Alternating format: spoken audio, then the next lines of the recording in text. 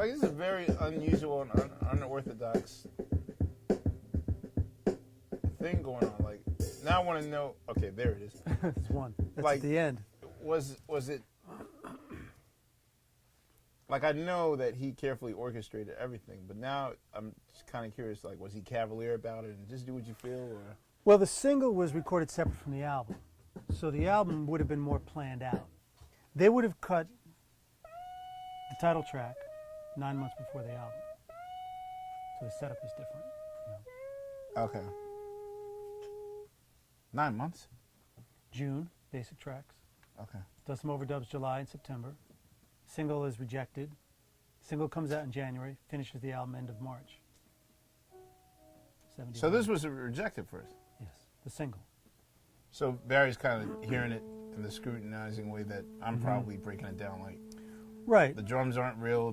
Right. You're beating on a tin can. And yeah, there's scatting in the middle, and it's political, and we don't think this is good for your career. Right.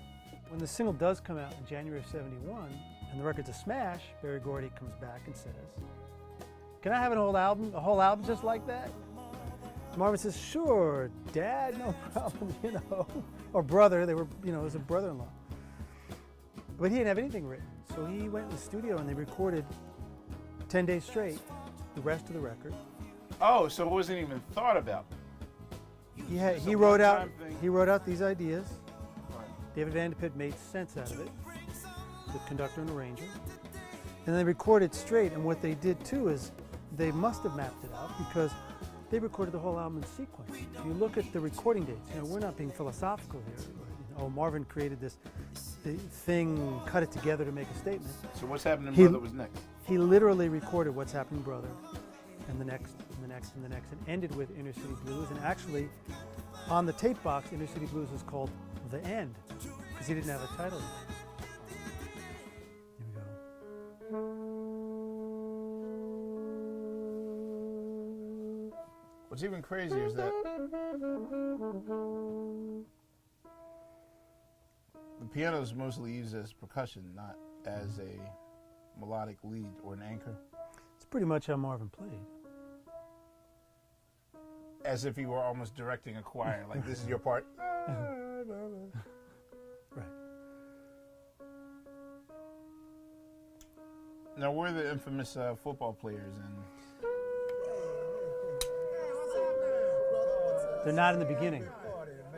oh wait, they looped it? Cause that, hey, what's happening? That, they cut that, they moved that to the beginning. If you have, you know, the single is Yeah. different. The single does not have this in the beginning. Okay. It's all in the middle. And then in between, what's going on in the next track on the album. The original mix.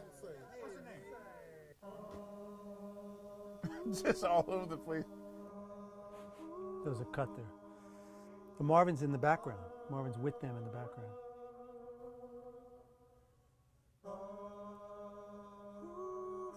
See?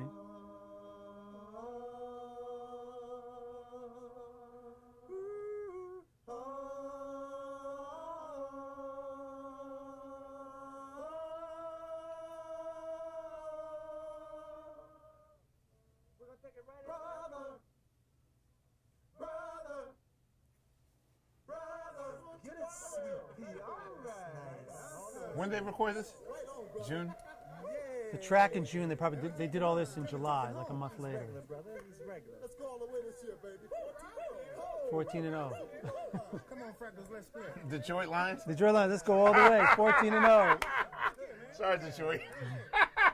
It's cool. It's cool.